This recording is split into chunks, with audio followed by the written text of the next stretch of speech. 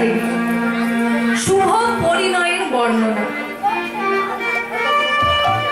খুব মন দিয়ে শুনবেন না। পরিণয় আর প্রণয় দুটো শব্দের মধ্যে কিন্তু নয় ঢুকে আছে, হয় কিন্তু নেই। পরিণয় আর প্রণয় দুটো শব্দের মধ্যে নয় ঢুকে আছে, হয় কিন্তু নেই। হয় ঠিক উল্টো হচ্ছে নয়। নয় মানে যেমন একদিকে নাই, আবার নয় মানে হচ্ছে না। মানুষ গরু নয়, বা গরু ছাগল নয়। এখানে নয় শব্দটা নমর্থক। তা পরিণয় আর প্রণয় দুটো শব্দই কিন্তু খুব প্রয়োজনীয় শব্দ বাবা।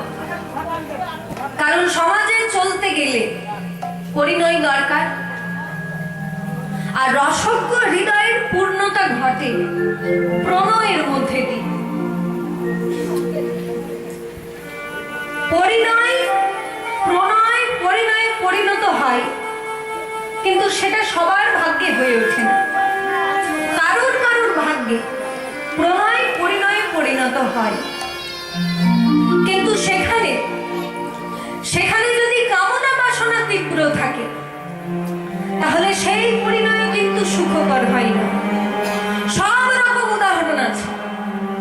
মোদ্দা কথা হলো পরিণয় মানে হচ্ছে বিয়ে, আর প্রণয় শব্দের অর্থ হলো প্রেম। আজকে গৌরাঙ্গ মহাপ্রভু তিনি বিবাহ করবেন। পরিণয় আর প্রণয়, এই যে পরিণয় শব্দের অর্থ বিবাহ আর প্রণয় শব্দের অর্থ হলো প্রেম। এটা নয় হয়ে যাবে তখনই যে উদ্দেশ্যে বিবাহ, সেই উদ্দেশ্যটা যদি ঠিক না থাকে। কি উদ্দেশ্যে বিবাহ করা হয়? বিয়ে আমরা কেন করি? এইটা যদি সাধারণ মানুষকে জিজ্ঞাসা করেন তাহলে বিপদে পড়বেন। মুনি ঋষির কাছে জিজ্ঞাসা করা ভালো যে আমরা বিয়েটা করি কেন করি, কেন আমরা বিবাহ করি? এই বিয়ে করাটা কি খুব ভালো জিনিস নাকি খুব খারাপ জিনিস? অনেকে মনে মনে ভেবে আছে যে বিয়ে জিনিসটা খুবই একটা খারাপ ব্যাপার। যারা বিয়ে দিয়ে করেনি সেই রকম সন্ন্যাসী দেখলে পরে কিন্তু প্রণাম করা উচিত, আর যারা বিয়ে দিয়ে করে বসে আছে তাদের প্রণামটাও ঠিক না। এইরকম অনেকে ভেবে আছে। কিন্তু তাই যদি হয় তাহলে অবিবাহিত সন্ন্যাসী নিতাই তাকে গৌরাঙ্গ মহাপ্রভু বিয়ে করতে বললেন কেন? কাজেই আপনি একতরফা সিদ্ধান্ত দিতে পারবেন না। আপনি যদি মনে করেন একজন মাথা নেড়া বাবাজি বসে রয়েছে যে বিয়ে থা করেন, আর পাশেই একজন বিয়ে থা করা লোক বসে আছে, আমি ওই অবিবাহিত লোকটিকে প্রণাম করলে বেশি পূর্ণ হবে আর বিবাহিত লোকটিকে প্রণাম করলে কম পূর্ণ হবে, এই ধারণা আপনার ভুল। এই ধারণা আপনার ভুল।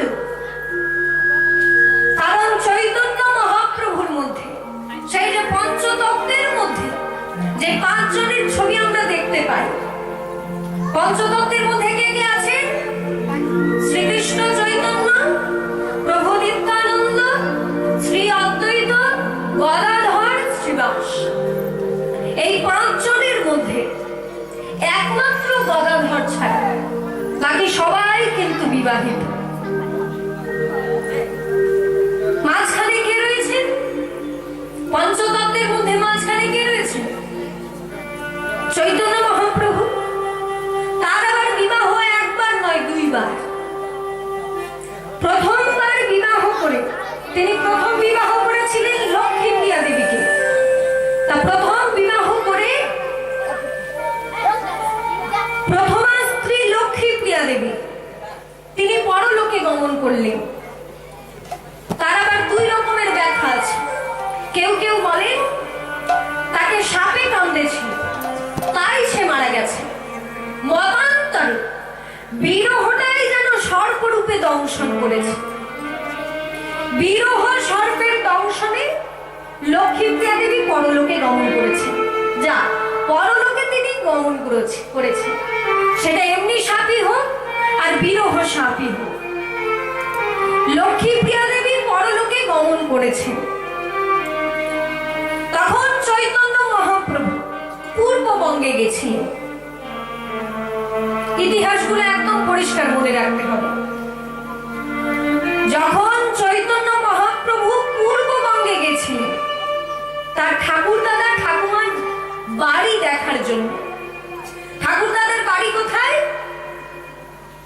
বাংলাদেশের শ্রীহট্ট জেলার ঢাকা দক্ষিণ গ্রাম।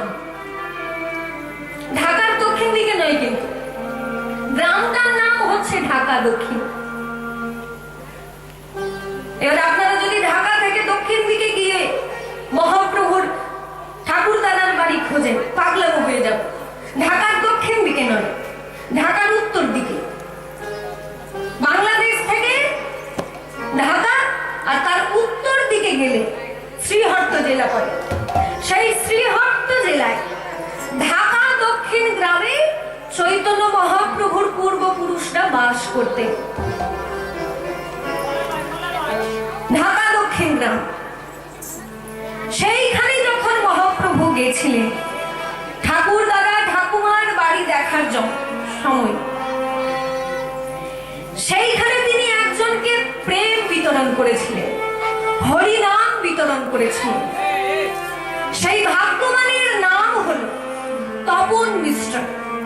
এই তত্ত্ব আপনারা সকলে শুনে রাখুন। এই যে হরে কৃষ্ণ কৃষ্ণ কৃষ্ণ হরে হরে, হরে রাম রাম রাম হরে হরে, এই মহামন্ত্র সর্বপ্রথম চৈতন্য মহাপ্রভু যাকে দিয়েছিলেন তিনি হলেন তপন মিশ্র, এবং তিনি পূর্ববঙ্গের মানুষ। কাজেই পূর্ববঙ্গের মানুষের এটা একটা সৌভাগ্য যে তারা বিষ্ণুপ্রিয়া দেবীর বিয়ের আগে এই হরিনাম পেয়েছে। এই যে কাজী উদ্ধার বলুন, জগাই মধাই উদ্ধার বলুন, এই সব হয়েছে কিন্তু বিষ্ণুপ্রিয়া দেবীর বিয়ের পরে। নবদ্বীপে নাম প্রচার কিন্তু বিষ্ণুপ্রিয়া দেবীর বিয়ের পরে ঘটেছে, আর পূর্ববঙ্গে নাম প্রচার বিষ্ণুপ্রিয়া দেবীর বিয়ের আগে। ইতিহাসগুলো একদম পরিষ্কার মনে রাখতে হবে।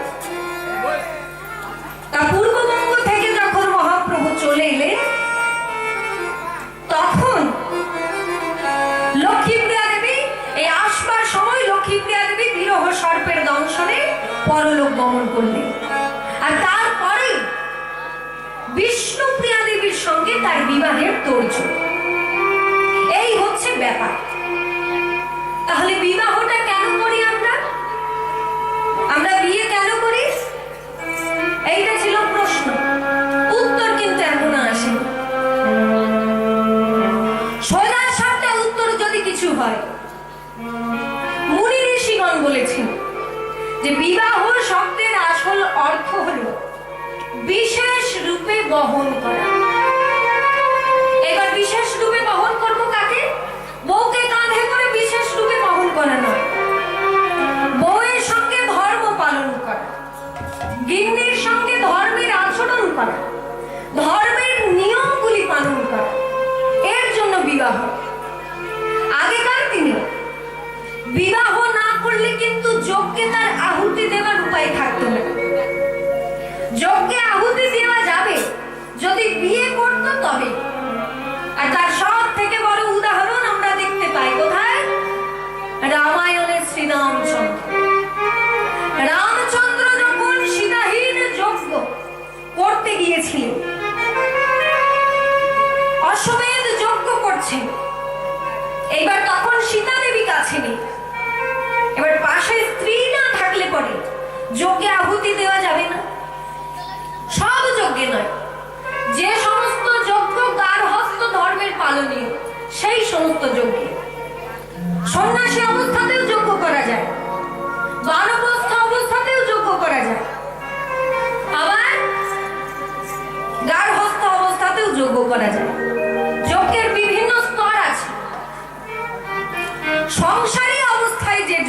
করা হয় তাতে কিন্তু পাশে স্ত্রী লাগবে। এবার রামচন্দ্র যেহেতু সংসারী, তিনি এবার অশ্বমেধ যজ্ঞ করতে চলেছেন, তার কিন্তু পাশে স্ত্রী লাগবে। অথচ সীতা দেবী কিন্তু পাশে নেই। তাই তখন ব্রাহ্মণগণ বললেন যে আপনি স্বর্ণ সীতা দেবীর মূর্তি বানিয়ে, সোনা দিয়ে সীতা দেবীর মূর্তি বানিয়ে তাতে প্রাণ প্রতিষ্ঠা করে আপনি যজ্ঞ সম্পূর্ণ করুন। তাহলে আপনারাই দেখলেন রামচন্দ্র সীতাহীন যজ্ঞ করতে গিয়ে তাকে কিন্তু স্বর্ণ সীতা বানিয়ে নিতে হয়েছে, তবেই কিন্তু যজ্ঞ সম্পূর্ণ হলো। কাজেই ধর্ম পালন সম্পূর্ণ করার জন্য স্ত্রীর দরকার হয়। আমরা 5 ভাবে ঋণী থাকি, 5টা ঋণী থাকি। তার মধ্যে একটা ঋণ হচ্ছে পূর্বপুরুষের প্রতি ঋণ। আমি আমার বাবার কাছে ঋণী, আমার বাবা তার বাবার কাছে ঋণী। এই যে পূর্বপুরুষের প্রতি ঋণ, এই ঋণটা শোধ হয় সন্তান উৎপাদনের মাধ্যমে। কাজেই সন্তান উৎপাদন কিন্তু স্বাভাবিক বিষয় নয়। সন্তান উৎপাদন হচ্ছে একটা ধর্ম, ধর্মের মধ্যে পড়ে। এটা কিন্তু স্বাভাবিক বিষয় নয়। এইরকম আমাদের শাস্ত্রে মুনি ঋষিগণ নানা বিধান দিয়ে গেছে। তাহলে বিয়ে আমরা কেন করি? না, আমি বিবাহ করলে আমি পূর্বপুরুষের প্রতি যে ঋণ, সেই ঋণটা স্ত্রী গ্রহণের মাধ্যমে শোধ করতে পারব। এর জন্য আমি বিবাহ করি। এই ধর্ম পালনে সহযোগিতা করে বলেই স্ত্রীকে বলে সহধর্মিণী। স্ত্রীকে কেন সহধর্মিণী বলে? আমি যে ধর্ম পালন করছি সেই ধর্মে আমার স্ত্রী আমাকে সহযোগিতা করবে। এইটা সবার প্রথমে মনে রাখতে হবে। আর তা না হলে বিবাহ মানে যদি আমরা মনে করি দুটো মাত্র ছেলে খেলা, দুটো শরীরের খেলা, তাহলে কিন্তু অত্যন্ত অন্যায় হয়ে যায়, অন্যায় হবে। কারণ আমাদের বিবাহের মন্ত্রে দেহটা বড় জিনিস না। আমাদের বিবাহের মন্ত্রে মুনি ঋষিগণ বলে দিয়েছে মনটাই হলো বড় জিনিস। দেখবেন বিবাহের মন্ত্রে লেখা আছে যদি রং হৃদয়ং মম। এইসব আপনাদের মুখস্থ ছোট্ট একটা মন্ত্র, সারা জীবন মানুষের মনে থাকে। বিয়ের শত শত মন্ত্র আছে, কারণ মুখস্থ থাকে না, কিন্তু এই একটা মন্ত্র সারা জীবন মানুষের মনে থাকে। অনেকে বিয়ের ডাকে লিখেও দেয় যদি রং হৃদয়ং মম তদস্তু হৃদয়ং তব। যদ মানে যা, ইদং মানে এই, হৃদয়ং মানে হৃদয়, মম মানে আমার। তাহলে যদি রং হৃদয়ং মম মানে এই যে আমার হৃদয়, তদস্তু তাই হোক, হৃদয়ং তব তোমার হৃদয়টাও তাই হোক। তার মানে একে অপরের সঙ্গে হৃদয়ের আদান প্রদান করাটাই হচ্ছে বিবাহ। আমার হৃদয়ের সঙ্গে তোমার হৃদয়ের মিলন হলো, এইটাই হচ্ছে পরিণয়, যেটা সাধারণ লোকে বলে প্রণয়। প্রণয় জিনিসটাও তাই। এক কথায় বলতে গেলে প্রেম কাকে বলে? প্রণয় শব্দের অর্থ এ সুন্দর উদাহরণ দিয়েছে। Let's me not to the marriage of two minds, admit impediments. এখানে সংক্ষিপ্ত বলে একটা সনেটে শেক্সপিয়র বলছেন 7 সমুদ্র 13 নদীর পারে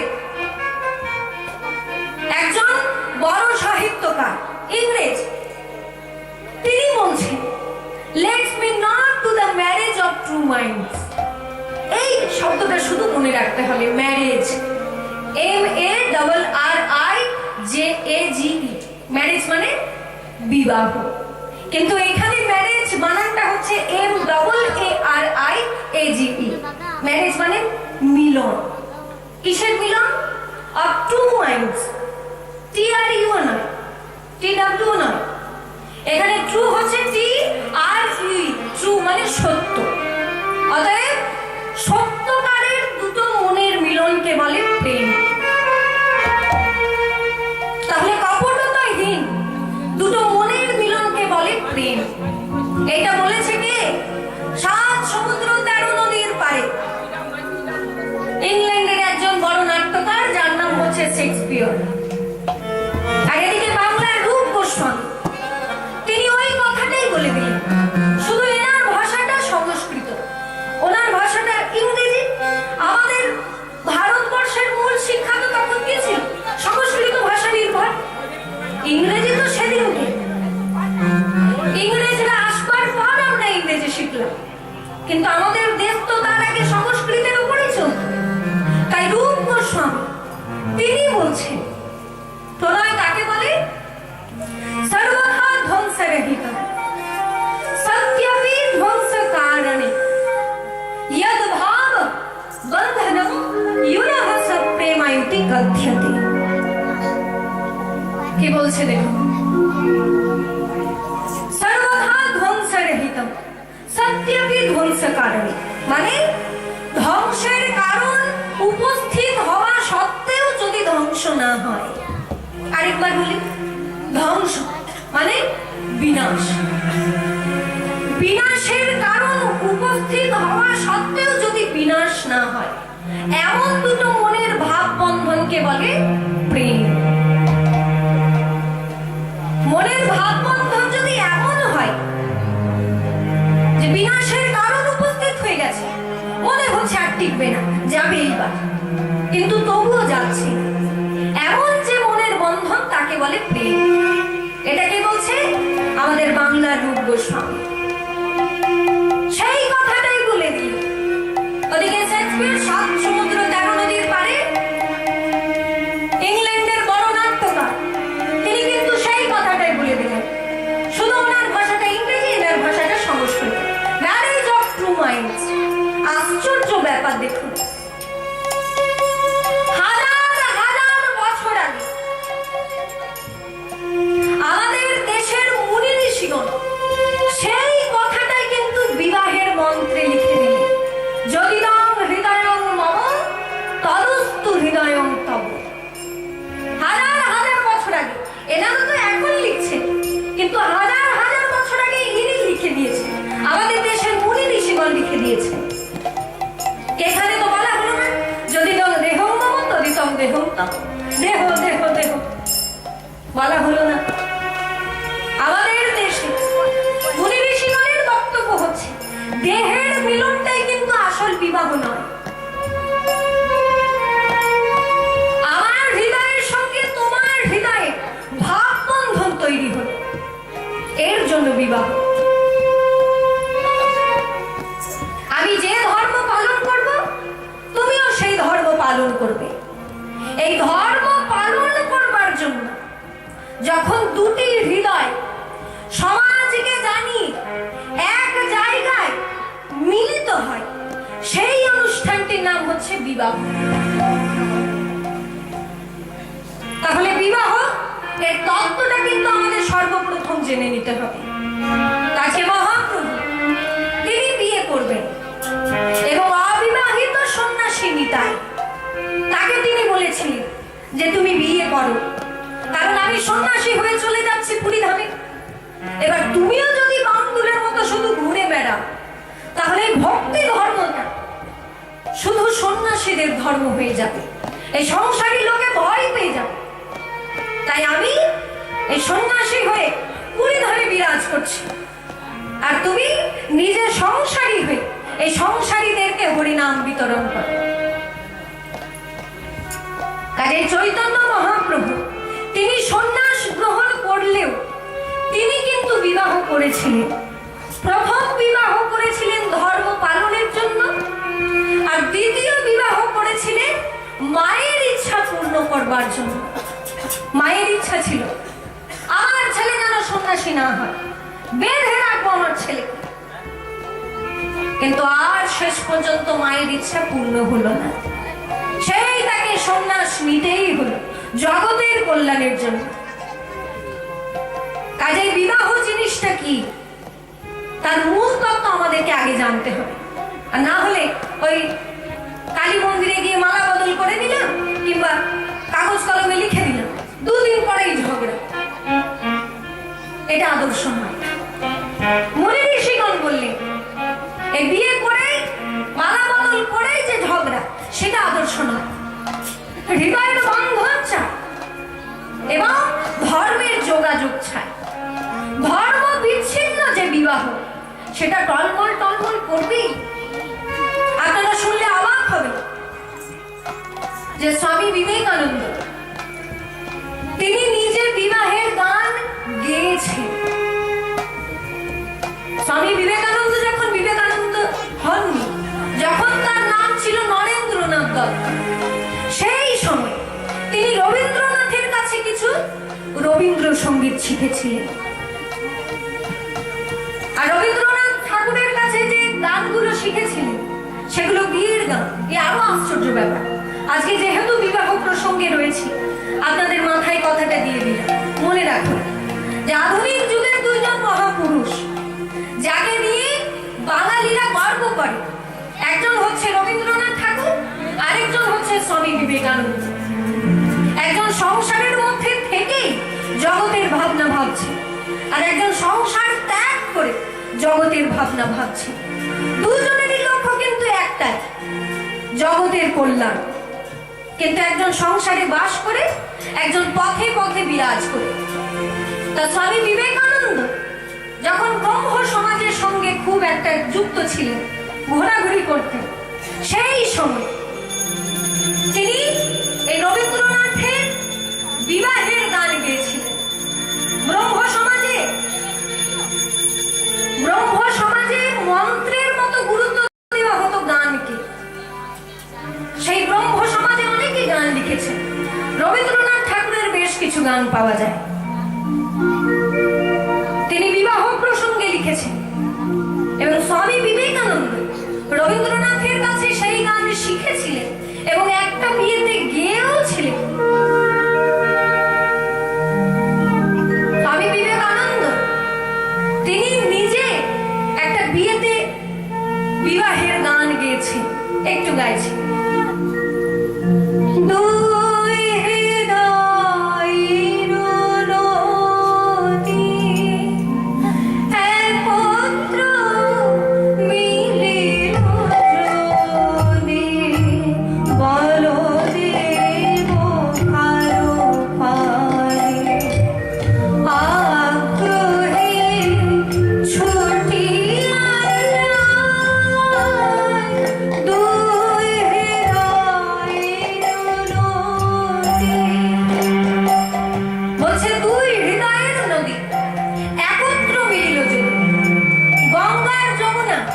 মিলেছে কোথায়?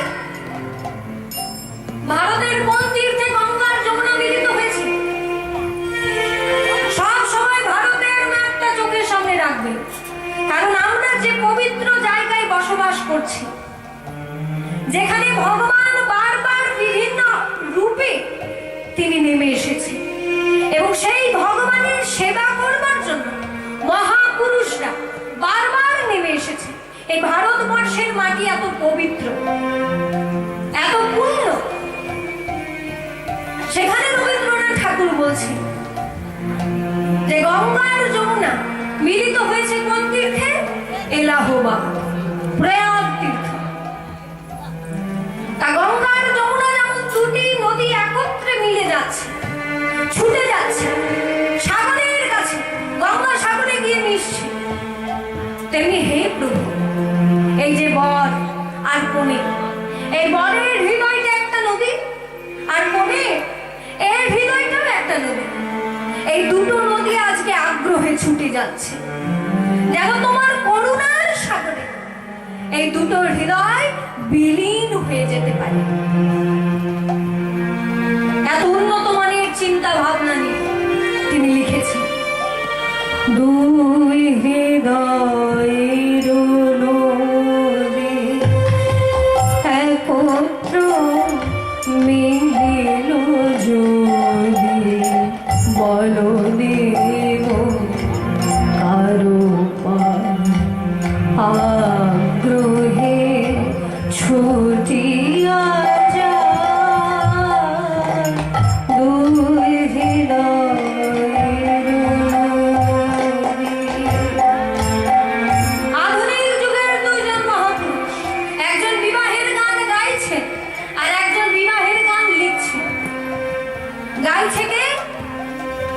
বিবেকানন্দ।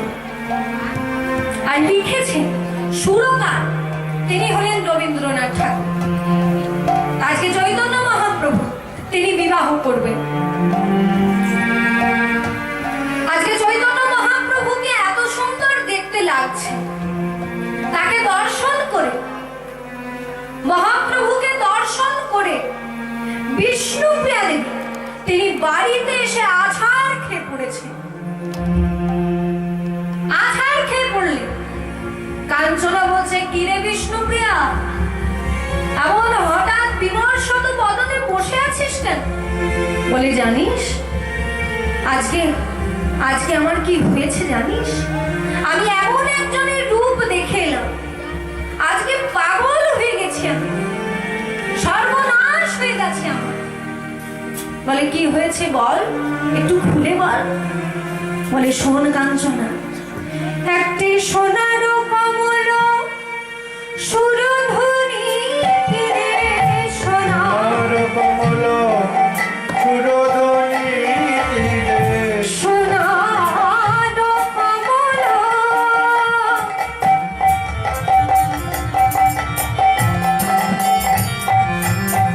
একটি সোনার কমল সুরধুনী তীরে,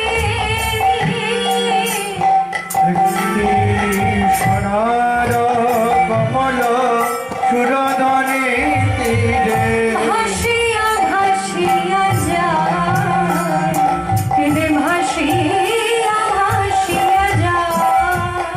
একটা সোনার কমল সুরধনী তীরে ভাসিয়া ভাসিয়া যায়, ভাসিয়া ভাসিয়া যায়। দেখে আমার মন মেতে উঠল, দেখে আমার মন মেতে জটিল, দেখে আমার মন মেতে উঠল, দেখে আমার মন মেতে জটিল। ওই সোনার কমল ধরব বলে আমার মন মেতে উঠল, ওই না সোনার কমল ধরব বলে আমার মন মেতে জটিল। ওই সোনার কমল ধরব বলে আমার মন মেতে উঠল, ওই না সোনার কমল ধরব বলে আমার মন মেতে জটিল। আজকে সুরধুনীর জলে আমি দেখলাম একটা সোনার পদ্ম ফুল ভেসে যাচ্ছে।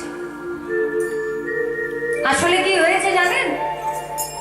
সূর্যের আলো এসে পড়েছে গৌরাঙ্গ মহাপ্রভুর বদন কমলে। তাই দূর থেকে এত লাবণ্যময় সেই বদন, মহাপ্রভুর বদনখানা এত লাবণ্যময় যে দূর থেকে বদন আর বোঝা যাচ্ছে না, মনে হচ্ছে একটা সোনার পদ্ম ফুল ভেসে যাচ্ছে।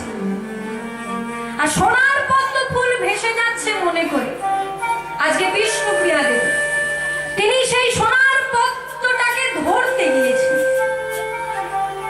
বিষ্ণুপ্রিয়া দেবী মনে মনে চিন্তা করলেন, আমার বাবা তো পদ্ম ফুল খুব ভালোবাসেন, কারণ এই পদ্ম ফুলে মা লক্ষ্মীর বাস।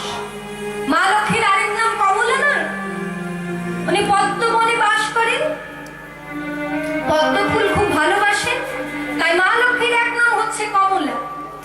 তা আমার বাবা সনাতন মিশ্র তিনি যখন নারায়ণ পুজো করবেন, তার সঙ্গে যখন লক্ষ্মী পুজো করবেন, এই পদ্ম ফুল দিয়ে করবেন। আর সোনার পদ্ম ফুল যদি হয় বাবার তো আরো ভালো লাগবে।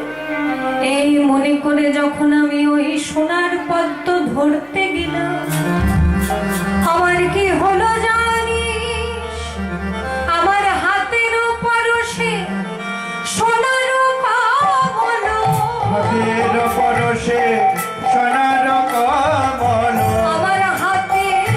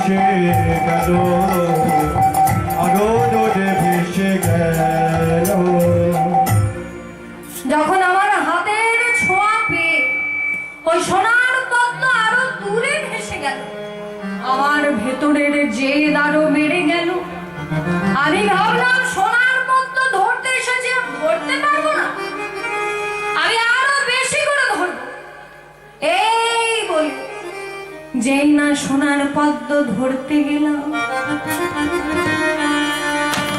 আমার হাতের পরশ পেয়ে আমি কি দেখলাম জানিস?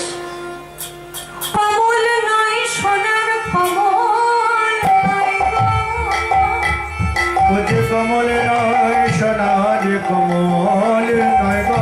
কমল নয় সোনার কমল নয় গো। কমল নয় সোনার কমল নয় গো। এ যে দেখি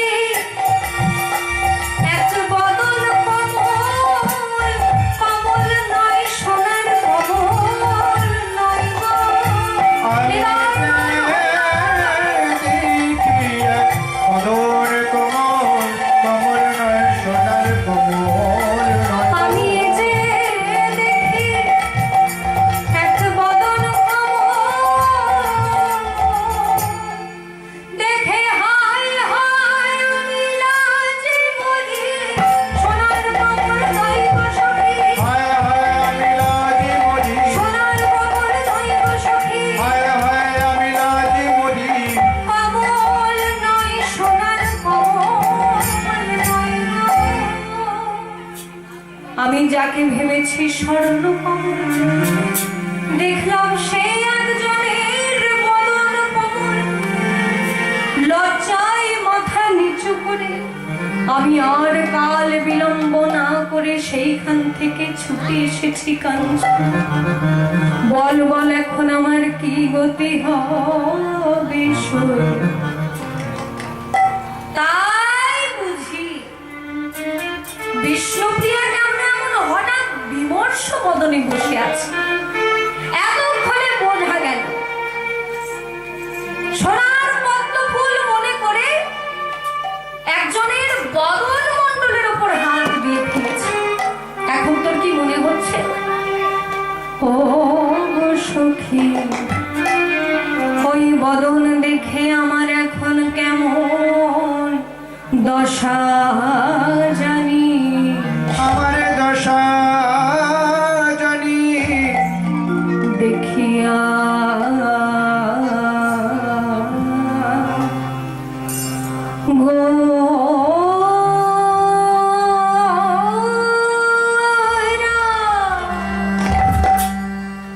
গৌরাঙ্গ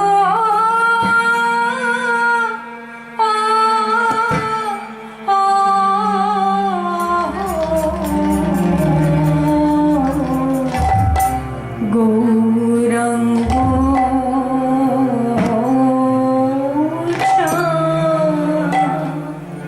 চাঁদে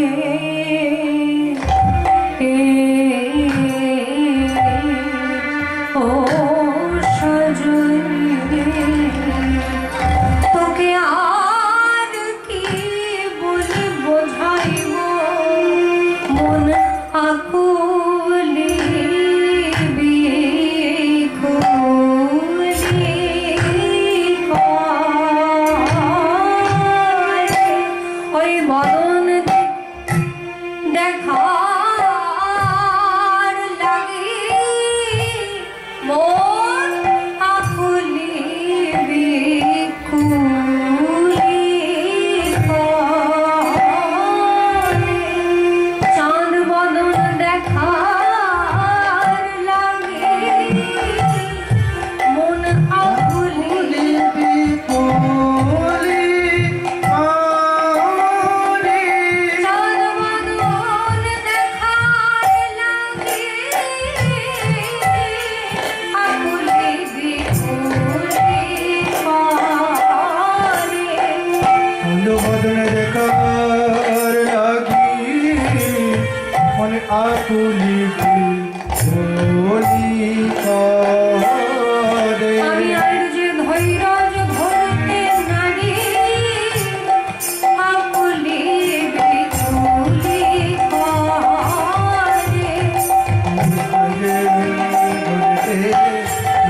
আকুলি বিকুলি করে। আর যে ধৈর্য ধরতে নারি আকুলি বিকুলি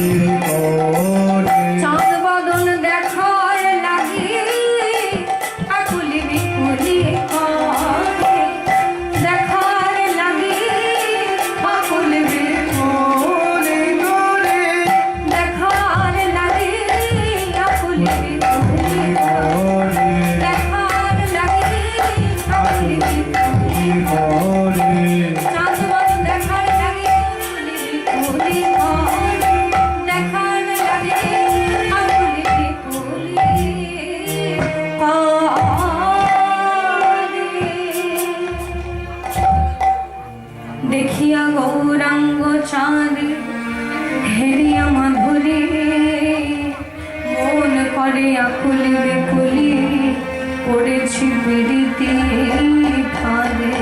পিড়িতে ফাঁদে। এখন আমার কি চিন্তা হচ্ছে জানিস? ওই গৌরাঙ্গ কমল আমি তো আর কোনোদিন ধরতে পারবো না। ওই গৌরাঙ্গ যদি সোনার পদ্ম ফুল না হয়ে অন্য কিছু হতো, আমি হয়তো চেষ্টা করতাম, তাকে কাছে পাবার। কাঞ্চনা দেবী বলছে, ও গৌরাঙ্গ অন্য কিছু হলে পেতিস, হৃদয় মধ্যে রেখে দিতিস, তাই তো? তা অন্য কিছু কি? বলে, শোন সখী, আমার গৌর যদি হয়তো কালো, গৌর যদি হয়তো কালো, আমার গৌর যদি হয়তো কালো, আমার গৌর যদি হয়তো কালো, আমি কাজল করিয়া নয়নে পড়িতাম, আমি কাজল করিয়া নয়নে পড়িতাম, আমি কাজল করিয়া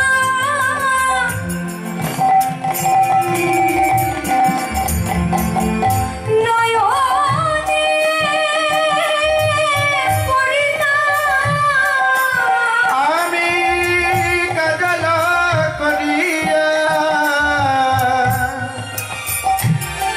নয়নে পড়িতাম, কত না দেখাতো ভালো, কত মনে দেখাতো ভালো, কত না দেখাতো ভালো, কত না দেখাতো ভালো, কত না দেখাতো ভালো।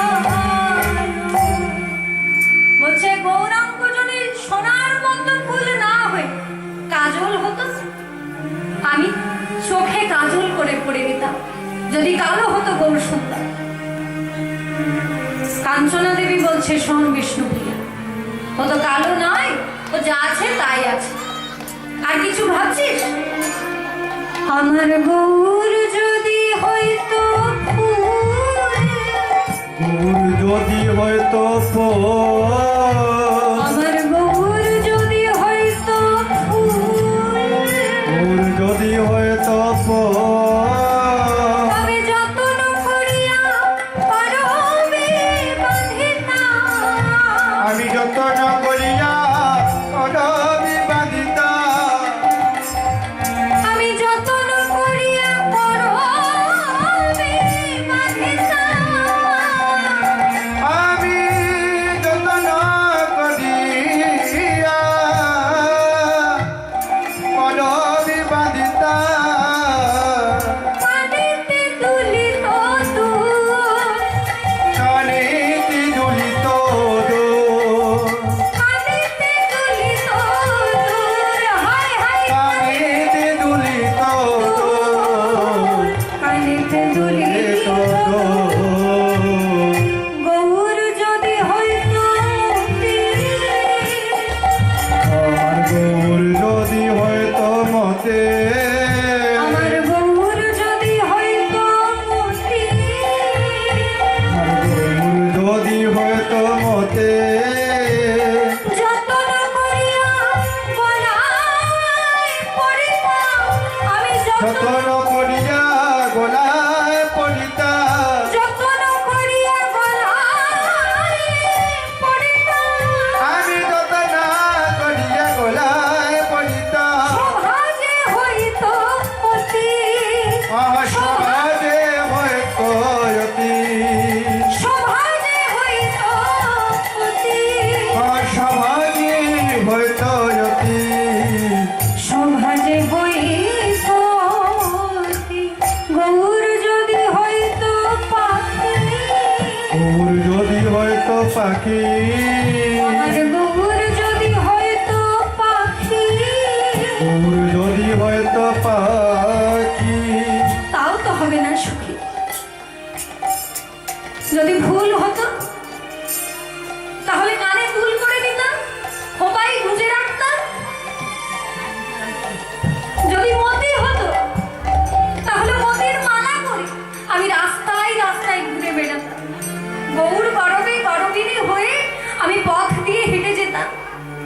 হয় আমার দিকে তাকিয়ে থাকতো, তাও তো হবে না সখী। আরো একটা কথা মনে হয়, এই সখী, আমার গৌর যদি হয়তো পাখি, গৌর যদি হয়তো পাখি, গৌর যদি পাখি হতো, লোহার খাঁচা নয়, সোনার খাঁচা নয়, আমি কি করতাম জানিস? আমার হৃদয় পিঞ্জরে রাখি, আমার হৃদয় পিঞ্জরে রাখি, আমার হৃদয় পিঞ্জরে রাখি, আমার হৃদয় পিঞ্জরে রাখি, আমার হৃদয় পিঞ্জরে রাখি, হৃদয় পিঞ্জরে পিঞ্জরে রাখে। এইবার পদকর্তা বললে, মা বিষ্ণুপ্রিয়া, তোমার এত সুন্দর ভাবনা মা। তুমি প্রথমে ভাবলে গৌর যদি কালো হতো তাহলে কাজল করে চোখে পড়ে নিতাম, তারপর ভাবলে গৌর যদি ফুল হতো তাহলে খোপায় গুজে রাখতাম, কানে দুল করে নিতাম, তারপর ভাবলে গৌর যদি মতি হতো, মতির মালা করে আমি গলায় পরে থাকতাম, গৌর যদি পাখি হতো তাহলে হৃদয় খাঁচায় রেখে তাকে লালন পালন করতাম। এত সুন্দর ভাবনা তোমার মা, তাহলে আমার ভাবনা একটু শোনো। তোমার গৌর যদি হয়তো মধু, গৌর যদি হয়তো মদ, তোমার গৌর যদি হয়তো মধু, তোমার গৌর যদি হয়তো মদ। প্রথম কথাগুলো ছিল মা বিষ্ণুপ্রিয়ার ভাবনা, এবার শেষ কথাটা কার কথা? পদকর্তার ভাবনা। তোমার গৌর যদি হয়তো মধু, তোমার গৌর যদি হয়তো মদ, তবে কেন দেশে কহে আস্বাদ করিয়া, কেন দাসে কাকে আসাদ করিয়া, কেন দেশে কহে আস্বাদ করিয়া, তবে কেন দাসে কাকে আসাদ করিয়া, মজিল কুলের বধূ, মজিল কুলের বধূ, মজিল কুলের বধূ, মজিল কুলের কুলের বধূ। কি হয়েছে কি হয়েছে বল গো প্রিয়া, তোর কি হয়েছে? বল গো প্রিয়া, কি হয়েছে বল গো প্রিয়া, তোর কি হয়েছে? ওরে বল গো প্রিয়া, তোর কি হয়েছে? তোর মনের কথা খুলে বল গো প্রিয়া, তোর কি হয়েছে? মনের কথা কোলে বলব, বল গো প্রিয়া, কি হয়েছে?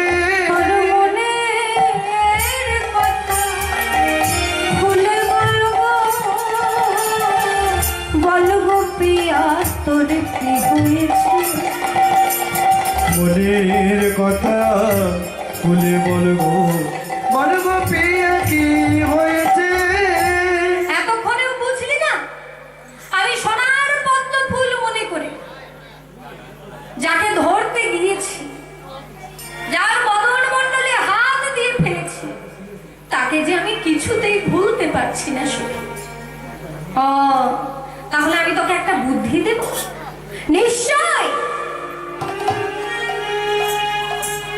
বন্ধু যখন বিপদে পড়ে বন্ধুর কাছে গিয়ে দাঁড়ায়, কারণ বন্ধু তাকে সুবুদ্ধি দেবে। আর বন্ধু যদি বুদ্ধিমান হয়, বুদ্ধিমতী হয়, তাহলে তো কোনো কথাই নেই।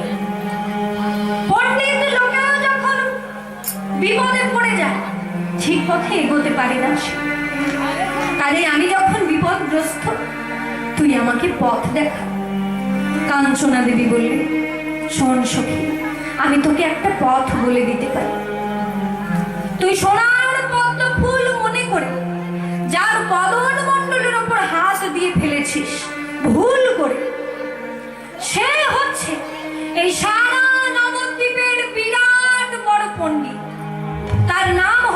নিমাই পণ্ডিত, আর তার মা হচ্ছে শচী দেবী। এই নিমাই পণ্ডিতের ভালো নাম হচ্ছে বিশ্বম্ভর মিশ্র, তার মা শচী দেবী। তবে হ্যাঁ, শচী দেবী কিন্তু খুব শুচিবায়। উনি কিন্তু যার তার হাতের ছোঁয়া খান না, কারোর সঙ্গে কথা বলেন না। অচেনা লোকে যদি তাকে ছুঁয়ে দেয় তাহলে তিনি আবার গঙ্গায় গিয়ে ডুব দিয়ে আসেন। কাজেই শচীমা, সেই শচীমা যখন গঙ্গায় স্নান করতে যাবেন ভোরবেলায়, তুই তাকে গিয়ে একটা প্রণাম করবি। যে মায়ের গর্ভ আলো করে ওই সোনার নিমাই এসেছে, সেই মা যদি তোকে কৃপা করে, কৃপা করে, তোর মনোবাসনা পূর্ণ হলেও হতে পারে, হলেও হতে পারে। তাই শোন বিষ্ণুপ্রিয়া, তুই ভোর বেলায় ওই শচীমাকে গিয়ে একটা প্রণাম করবি। এই না হলে সত্যিকারের সঙ্গী। তুই ঠিক বলেছিস, আমি গৌরাঙ্গ সুন্দরকে কখনো পাই বা না পাই, গৌরাঙ্গ সুন্দর যে মায়ের গর্ভে এসেছে, সেই মাকে একটা প্রণাম করবার সুযোগ তো আমার হবে। তাই বিষ্ণুপ্রিয়া দেবী আজ সারা রাত্রি গৌর বলে কাঁদছে। আর যখন ভোরবেলা হয়েছে, মনের আনন্দে সেই গৌর নাম জপ করতে করতে গঙ্গার তীরে যাচ্ছে। ভজ গৌরাঙ্গ কহ গৌরাঙ্গ লহ গৌরাঙ্গের নাম রে। ভজ গৌরাঙ্গ কহ গৌরাঙ্গ লহ গৌরাঙ্গী নাম রে। ভজ গৌরাঙ্গ কহ গৌরাঙ্গ লহ গৌরাঙ্গের নাম রে। ভজ গৌরাঙ্গ কহ গৌরাঙ্গ লহ গৌরাঙ্গী নাম রে। যে জনা গৌরাঙ্গ ভজে, সে হয় আমার প্রাণ রে। জন গৌরাঙ্গ ভজে সে হয় আমার প্রাণ রে। যে জনা গৌরাঙ্গ ভজে, সে হয় আমার প্রাণ রে। জন গৌরাঙ্গ ভজে সে হয় আমার প্রাণ রে। ভজ গৌরাঙ্গ কহ গৌরাঙ্গ লহ গৌরাঙ্গের নাম রে। ভজ গৌরাঙ্গ কহ গৌরাঙ্গ লহ